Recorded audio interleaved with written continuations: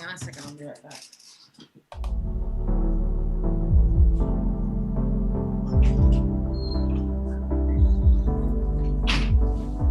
Good afternoon, good evening, good morning, depending on where you are in the world. Welcome to the Raising Excellence teaser for Monday. Today's, I'm Michael, the MC and opportunity ambassador for today's show, which is going to be a quick one. And the title for our show coming on Wednesday is Foraging Yourself to Natural Healing. With me today are two of my favorite co-hosts, Dennis, the Freedom Facilitator. Dennis, how are you? Greetings and blessed love, everybody. Great to be with you. And Agnieszka, our psychosomatic illuminator, has finally joined us as well. I had no idea we'd already started. So this is kind of your baby this week. We're talking about foraging for healing, and maybe you can lead us in on how this all came about, why it's such a good idea. Foraging is very important. It's an ancient art, and the government, I don't really know if it's the government, the food manufacturing industry has narrowed the amount of foods that we eat to maybe like 6 main grains and maybe 30 main vegetables. But in reality, there are so many edible fruits and vegetables everywhere online, everywhere, growing in every country, in every city, everywhere we go. And most things that grow outside are edible, in one way or another. And you just have to know and understand how this works. And even more, a lot of the foods that grow outside can be replacing medicine, can be helping with parasites or digestive problems or anything, any ailments that we have. So it's important to learn about what foods are for what, how you can find them. People are actually doing it. People are walking down the street, picking up some greens, putting them in a soup, creating a antibiotic or creating an antiparasitic soup that tastes good and it's actual medicine. Have you guys ever done that? Pick stuff from the forest and eat it? Yeah, the ability to forage really, to me, it stands for having connection with the world you live in, with having awareness and understanding of what you are surrounded by. And it is, like you said, it's an ancient way of living, because that's how people supposedly survived and lived and strived as well, by knowing the environment and by knowing how to make use and how to apply the abundance that really that nature provides to us, if we know how to make use of it. And was it 2 years ago that I had the opportunity to get to know a lady from the region here, who does tours for for students, for school classes, and for adults as well. And it was really an eye opener in many ways, to be able to walk through the forest, with different eyes, basically, not just seeing, okay, there's some trees and a few grasses, and I know like a handful of plants, and the name of this tree is that, and this tree has certain fruits, and okay, I know that. But I would have been not even scratched the surface of being able to name the plants I was surrounded by. Yet did I know any of the or any much about the healing qualities, or about the meals that could be prepared with them. And I found it really, well, very, not frightening, but how would I say, shocking to an extent, to find out how little I knew about the possibilities that I was surrounded by, just focusing on the natural foraging aspect of things. And I saw it and I continue to see it as a metaphor, really, for the opportunities that are out there, and that await us if we are able to see, and what if we would apply that metaphorically to the opportunities that lie around us, within the people, the friends, the family that also are surrounded by us, and we oftentimes don't seem to see um, the meals that we can prepare with the relationships that we can forge. But yeah, so I think it's a great metaphor, and it is holistically seen. It is something that we can use and utilize to feed us properly and to be in perfect health and in good shape physically. And if we extend um, the application of foraging also to our social surrounding, yeah, I guess we can also extend and increase the possibilities that will provide to us. What about you, Michael? Have you ever experienced like eating food directly from the forest or the jungle, for that matter? I was thinking, yes, there has been occasions when I did that when I was in the army. I was really pretty much because uh, You were you eat starving. that or nothing else. But I was thinking of back to the days when I was a kid in Indiana. A lot of the ditches, because Indiana used to be a big hemp producer during like World War II. You could pretty much go into any ditch and find, what we call ditch weed. So although it wasn't necessarily to eat, uh, kind of find that stuff. Obviously, that's something that's gone today through the government's eradication of marijuana and so forth. But that was kind of an interesting, kind of discovery that there would be something that, yeah, you could use this, and it's just here in the ditch. Wow, neat. Yeah. There's lots of things. When I was growing up in Poland, we would go for berries like raspberries and blueberries and wild strawberries in the forest. We also foraged for different types of mushrooms in the fall. And what else? What about you, Dennis? What did you guys forage for? Same thing, mushrooms, berries. When I was little, then there was really the issue of Chernobyl. So certain things were we were not supposed to go outside and forage for them because the radioactivity would be too high, and supposedly was high here, and it was because my great grandmother actually she lost much of her hair due to that.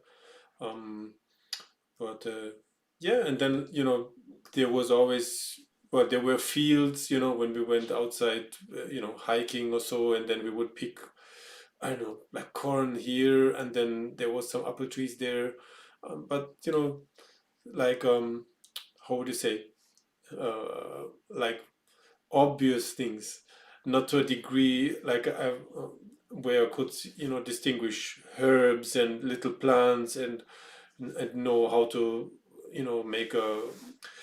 make tinctures from them. So I never developed that, or knew much about that until a few years back when I went deeper into natural remedies and cures that nature really provides.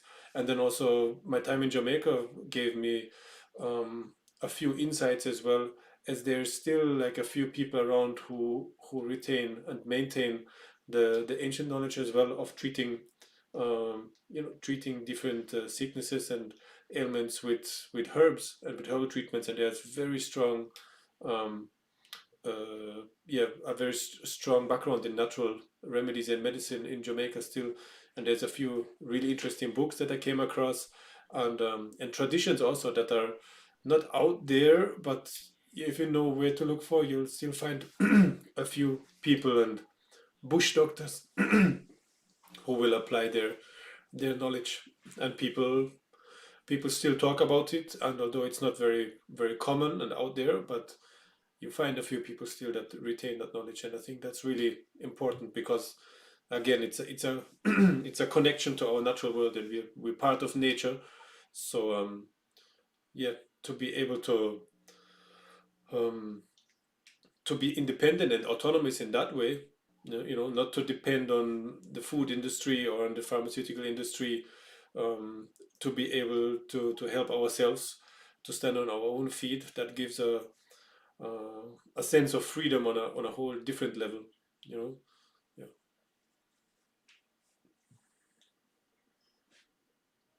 Yeah. Yeah, I think it's somewhat of a lost art. I mean, some people are still familiar with it and are able to do it, but a lot of people can't even differentiate between carrot and a parsnip. You know what I mean? Let Yeah, alone you see those plant. clips of people going into large urban areas in schools and preschools and showing children, I don't know, potatoes and zucchinis, and they don't and they have never seen it before. They can't even name that stuff, and that's frightening. That's sad, you know, to see how far away we are from nature, you know, and it's yeah, we grew up surrounded by products wrapped in plastic and that are in shapes that are so far away from the shapes, from the smell, from the taste of natural food, of what nature really provides, that it is not astonishing to see the behavior and the shape of people around us also being far away the from how nature, uh, I would argue, intended us to behave and look. Yeah. Well, this Wednesday we have a special guest too. We're gonna have a real Mexican forager, Aztec forager, who learned the different herbs from his grandmother, and she taught him how to make it into potion soups or drinks, and then administer the herbs that way. So we'll be talking to him directly, and I think that's pretty cool. And of course, some of the herbs that grow in Mexico probably don't grow in northern climes, but we can look stuff up. There are things you can take. A book with herbs drawings and identify things in the forest, and it's very rare to get poisoned by plants. There's even apps now for your cell phone where you just take a picture of the plant and it spits out the name and the uses and so. So yeah, there's no Right? excuse not There's to no excuse. not to look it up and not to increase your knowledge about the world that you live in, because it is a wonderful foundation for living a free and independent life. Sorry, dog fight outside. Fortunately, my dog is here with me. Well, I think I that. Sorry, go guess ahead. I was just going to interject that I think one of the things that's really interesting about Acapulco in particular is because it has an abundance of a lot of different things, tropical fruits and stuff that people don't necessarily know about because if it's a fruit that can't be transported, then it's usually not commercially viable. And so those are kind of some of the things that we find around here in Acapulco. People are constantly showing me new fruits and things that I was completely unaware of, simply because they're just not commercially viable. And they Because don't we're know. so stuck into kind of a commercial uh, world where we buy all of our things from the grocery store, we don't realize that there's all these different things that are available to us, but they're relegated to that because the big agribusiness and food businesses can't profit from them, so they just don't exist in the supermarket. But Think there about the again kind of is things that have to exist, and they have to be good for like a week or a month outside, like out of the ground, right? Anything that dies within a few hours of being out of the ground is basically not useful. Excuse me. Salud. That was sudden. Yes.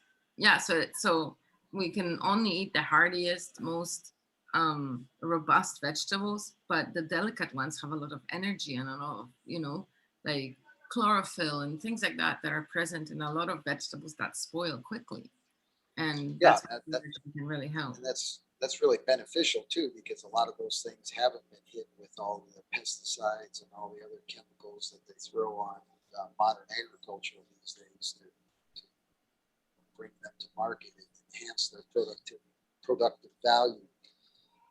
These are all pretty much still growing in their natural element. so they have like their full complement of nutritional benefits and minerals and all that kind of good stuff. And So yeah, yeah, I think this is some really good stuff. and the benefit of eating that which grows around where you are located right now is obviously that these plants, if they're wild, they're wildcrafted, they come from the wilderness, so they have to withstand the natural phenomena of your time and of your geographic location. So and then you'll be able to pick up that, what you need also through by eating them. Reality right here in Central Europe is that many of the fruits, of the vegetables even that you'll find in the supermarket here, they are imported, whether it's from Europe or from even beyond Europe. And then you look at tropical fruits also, that they have certain properties. Certain fruits, for example, they will cool you down, which really doesn't make much sense if you're in a winter climate right here, and then you eat fruits or you eat things that actually cool your body down, and they're made to be eaten in the tropics. And then also, just like you highlighted earlier, Agnieszka, is that they are picked before they even ripen fully, and then they're on the ship for a couple of weeks, and then they're artificially force riped, basically in containers and or in huge industrial settings. So they don't even have a fraction of the nutritional benefits that they would have if you would eat them, picking them ripe from the tree. And yeah, and it's yeah, and then just to be able to identify and to pick and eat something that grows right outside, um, it makes much sense from from many from many angles, from the nutritional value, from the from a cost perspective as well, from the resistance and resilience, from the connection to nature, from something that grows right here and right now, not something that grows, I don't know, 6 months earlier, and has been preserved and has lost much of its value as well. It's here, right, right here and right now, growing for you to enjoy, to eat, and being able to For as identify close as that. possible. Yeah. Well, I think that we should leave the rest of the discussion for Wednesday. We're going to have come up with some better stats about what we're actually eating and how much we're eating of the worldwide food supply, and how much we're just ignoring and letting die every single year in the forests and jungles. Any Sounds other very good. last thoughts, gentlemen? Well, stay tuned for our show on Wednesday. It'll be interesting. Wednesday at 4:30 p.m. Central, 5:30 p.m. Eastern, and it goes earlier. Well, with the time change, I'm not exactly sure. I think it's 4:35 Central, but for Mexico time, that's going to be 3:35 Central. And I feel it's going to be 10:35 CET PM. I hope you guys can figure this out. Good luck. Thank you very much. Looking forward to your experience and your input forging at Thank wherever you. you are geographically right now, and sharing some of your own experience with us. Looking forward to Wednesday, and to our guest as well. That's right. Okay. Bye bye.